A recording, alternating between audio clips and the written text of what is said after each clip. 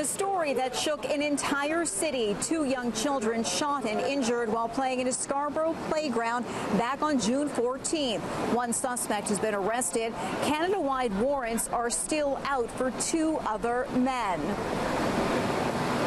They are moms united after having to go through something no parent ever should, their children having been shot. And the bullets don't have to kill for the wounds to go deep. Today, they took their message to Toronto's Board of Health, calling for a new approach to tackle the city's gun problem.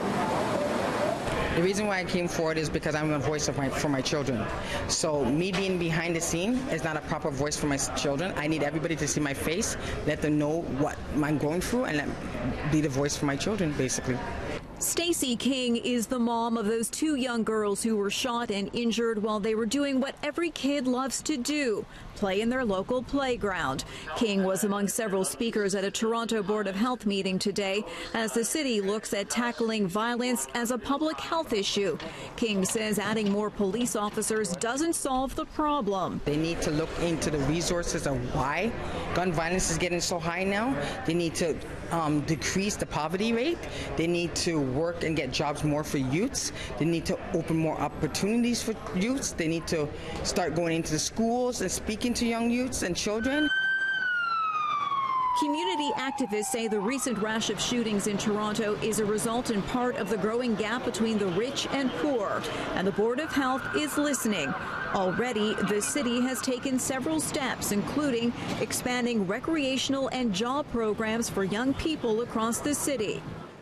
Kelly Wetter lost her 18-year-old son Gabriel to gun violence 2 years ago. She says more has to be done as too many parents have had to bury their children. The bullet doesn't discriminate, and it really injures an entire community. It kills a lot of... These young people shouldn't have to bury their friends or their brothers. They shouldn't have to go do that. They should be doing other things like going to school and being happy. And it's really sad. Some of these young people don't think they're going to see 20.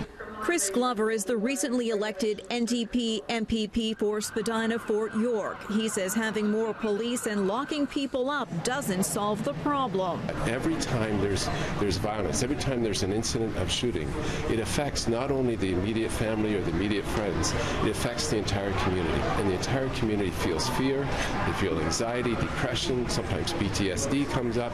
Guys, keep moving back, please. King says enough is enough, and no one else should suffer like her family and many others across the city already have. It takes a village to raise a child. It takes a village to stop gun violence. And we all need to come together and stop talking and take action. And Stacey says her children's physical wounds are healing, but the emotional ones will last a lifetime.